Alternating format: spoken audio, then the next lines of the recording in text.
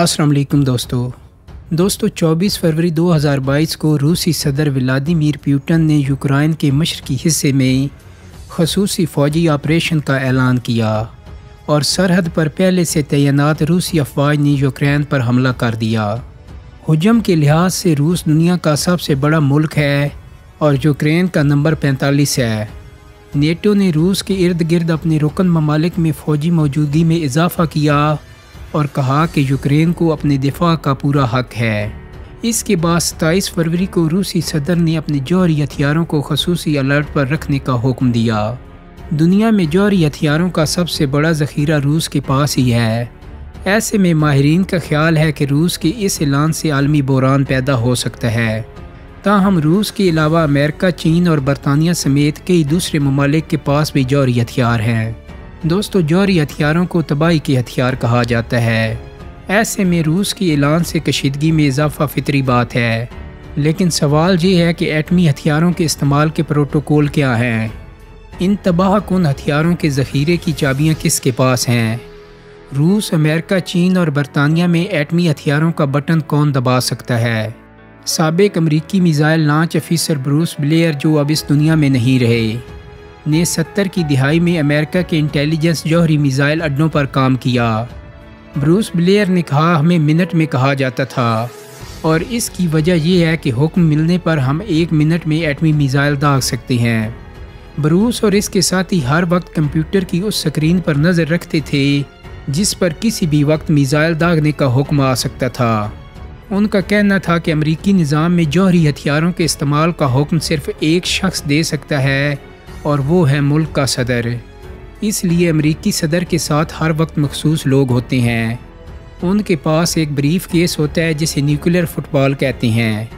یہ سیاہ رنگ کا چمڑے کا بریف کیس دیکھنے میں بہت ہی عام سا ہوتا ہے، لیکن اس کے اندر خاص آلات ہیں جن کے ذریعے صدر کسی بھی وقت اپنے سینئر مشیروں اور کچھ دوسرے انتہائی اہم لوگوں سے بات کر سکتے ہیں۔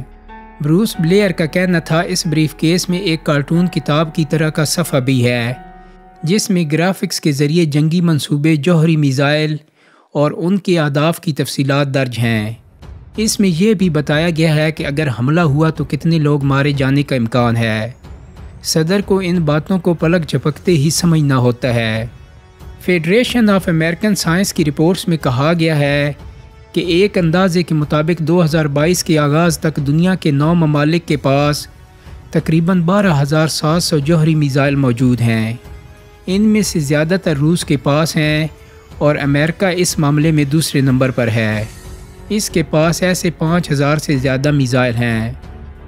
رپورٹ کے مطابق روس کے پاس 5,977، امریکہ کے پاس 5,428، چین کے پاس 350، فرانس کے پاس 290، برطانیہ کے پاس 225، پاکستان کے پاس 165، انڈیا کے پاس 160، اسرائیل کے پاس 90 اور شمالی کوریا کے پاس 20 ایٹمی میزائل ہیں۔ امریکہ میں میزائل داغنے کا عمل پینٹاگون سے شروع ہوتا ہے، لیکن اس کے لیے صدارتی حکم کی ضرورت ہوتی ہے۔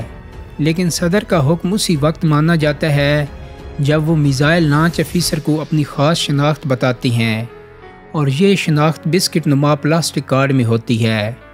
امریکی صدر کو یہ کارڈ ہمیشہ اپنے پاس رکھنا ہوتا ہے۔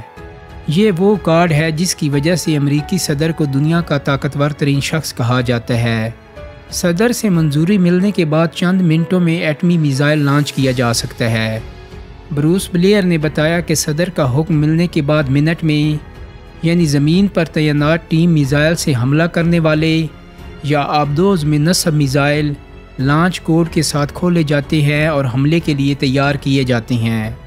بروس بلیئر کے مطابق کسی بھی وقت جوہری میزائل لانچ کرنے کے لیے 2 افراد کی ضرورت ہوتی ہے جو اپنے اپنے کوڈز بتاتے ہیں۔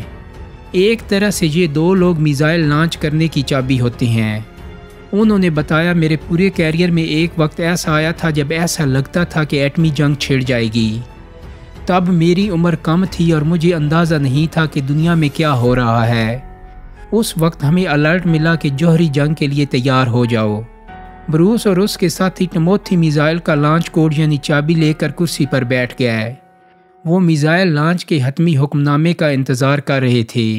لیکن یہ اچھی بات تھی کہ وہ حکم کبھی نہیں آیا۔ یہ 1973 کی بات ہے جب عرب ممالک اور اسرائیل میدان جنگ میں آمنے سامنے تھے۔ اچھی بات یہ تھی کہ ایٹمی ہتھیاروں کا استعمال نہیں ہوا۔ اس سے قبل 1960 کی دہائی میں کیوبا کے میزائل بحران کے دوران امریکہ اور سوویت یونین ایٹمی جنگ کے دہانے پر پہنچ چکے تھے۔ لیکن دوستو، کیا امریکی صدر بغیر کسی دھمکی یا اشتعال کے اپنی طرف سے ایٹمی میزائل داغنے کا حکم دے سکتے ہیں؟ بروس بلیئر نے کہا کہ ایسی صورتحال میں joint chief of staff committee کے سربراہ اس حکم کو ماننے سے انکار کر سکتے ہیں، لیکن ایسا ہونے کا امکان بہت کم ہے، کیونکہ صدر کے ماتحت کام کرنے والے ایسے لوگوں کو حکم کی تعمیل کرنے کی تربیت دی جاتی ہے۔ اس لیے اگر کوئی صدر اپنی طرف سے ایٹمی میزائل لانچ کرنے کا حکم دیتا ہے تو اسے روکنا بہت مشکل ہے۔ امید کرتا ہوں کہ میری آج کی ویڈیو آپ کو پسند آئی ہوگی۔ اگر ویڈیو اچھی لگی ہے تو اس کو لائک اور شیئر کر دیں۔ میرے چینل کو سبسکرائب کرنے کے ساتھ ساتھ بیل آئیکن کو بھی کلک کر دیں تاکہ آپ کو ایسی انفارمیٹیو ویڈیوز ملتی رہیں۔ بہت جلد ہی ایک نئی ویڈیو کے ساتھ ملاقات ہوگی۔ اپنا بہت سارا خیال رکھیے گا۔ اللہ حافظ۔